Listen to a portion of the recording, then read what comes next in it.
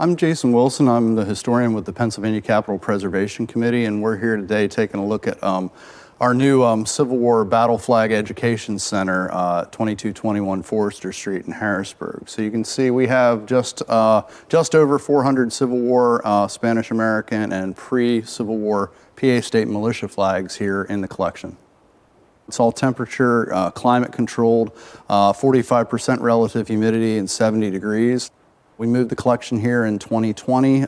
We were down at another facility at 10th and Market Street in Harrisburg. And we're going to show you a couple of the flags in the collection today and talk about their histories. The first flag we're going to take a look at here is what's called a 9-month regiment. They would have been formed around the time of the Battle of Antietam and served until after the Battle of Gettysburg. So it's the flag. This is a state issue color for the 151st Pennsylvania. You can see that lettered right here, 151st Regiment. PV stands for Pennsylvania Volunteers. So originally this flag would have numbered 1,000 men that went off to war. What's unique about this one is about 110 of these individuals were all school teachers from throughout the Commonwealth. So their nickname's the School Teacher Regiment. Their Colonel, George McFarland, was actually from Juniata County, and he was actually wounded at the Battle of Gettysburg. This flag's unique, represents, I think, of all Union regiments or that were present at Gettysburg. They lost 337 of 423 men engaged, so they have about 70% casualties, which is a really high casualty figure for the 3 days of battle. This is a 34-star flag, and you can see the PA coat of arms here in the canton. The canton is the field of blue. What most people don't understand till they see them is how large these flags actually are, as they were kind of a tool of war at the time. So they're about 6 feet square on a 9.5-foot staff. So they are, rather large here mounted on these cases.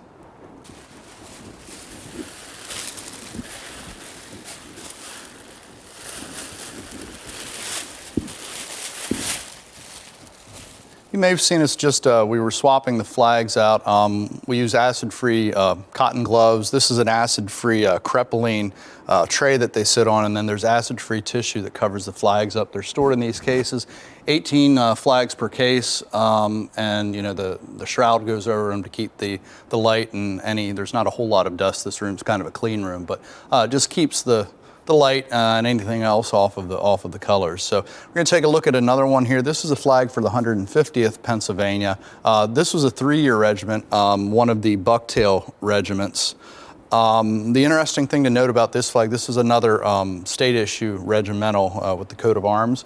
But this flag, actually both bearers were killed at Gettysburg carrying this flag. So the first bearer, named Samuel Pfeiffer, was shot and killed outright. The next gentleman to pick it up was named Joseph Gatilius. He was wounded several times, and he stopped on a stoop there in Gettysburg to rest, to kind of as they were retreating south, as the Confederates were coming in from the Ewell's troops were coming down from the north. He was shot and killed on that stoop by a North Carolina soldier who was mortally wounded a couple hours later. The North Carolina's soldiers' dying request was that this flag be given to Zebulon Vance, who was the war governor of North Carolina, and that it be given to Jefferson Davis when he got to Richmond. So this flag actually ended up being found in Davis's baggage near Milledgeville, Georgia, when he was captured at the end of the war trying to flee south. So it kind of has a unique post-war history. Also in this color, you can see we usually don't like to conject what bullet holes are without kind of documentation, but normally they kind of look like a powder singe, or a knife slit with a powder singe. So that's most likely a bullet hole. This may be one, and that may be one. The skipping stone effect there is actually where it was furled around the staff. That's probably just a wear mark, so I don't believe that that's a bullet hole, because it wouldn't have that kind of uniform pattern on the flag.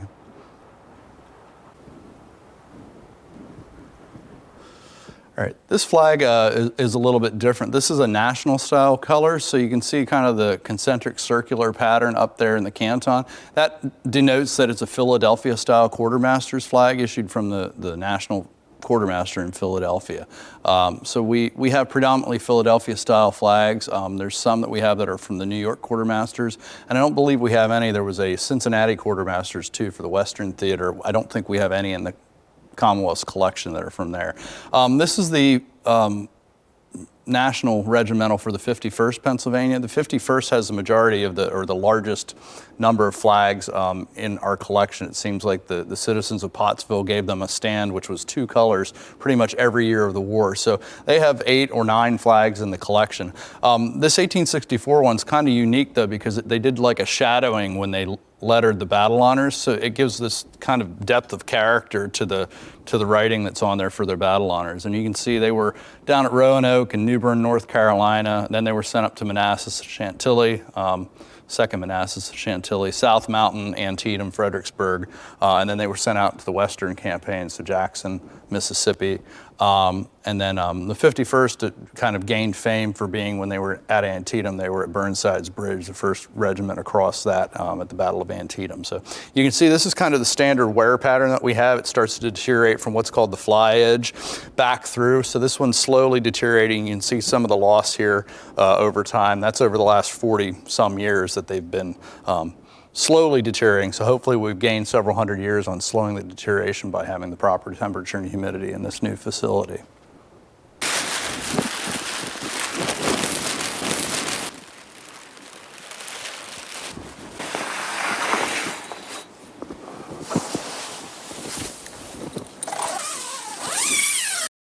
This flag's a little different than the other ones that we pulled. This is for the Ringgold Light Artillery out of Reading.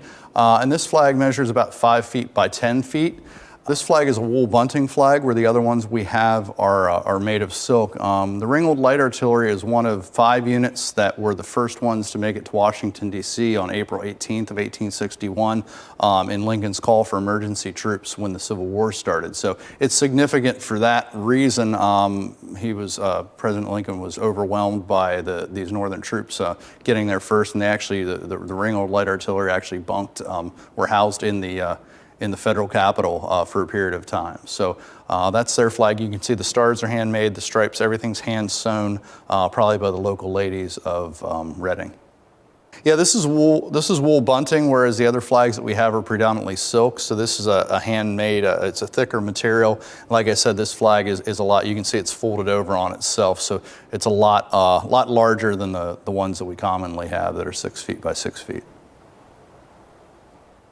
In addition to the colors that we have, we also have the staffs that they were furled around when they were in the main rotunda cases from 1914 to 1985. So when you start to look at the staffs, you can realize how much lead was in the air at certain battles.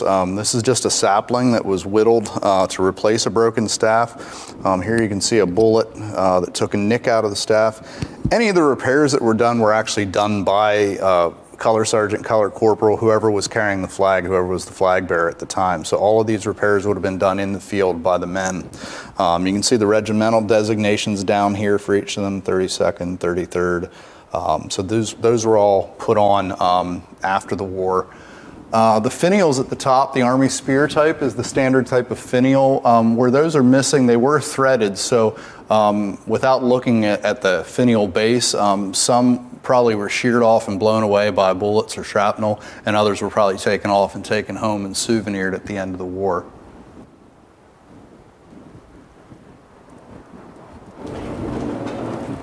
So you can see all of these cases are completely filled with staffs, all of these stainless steel cases. There's just a band that was used to splice the flag.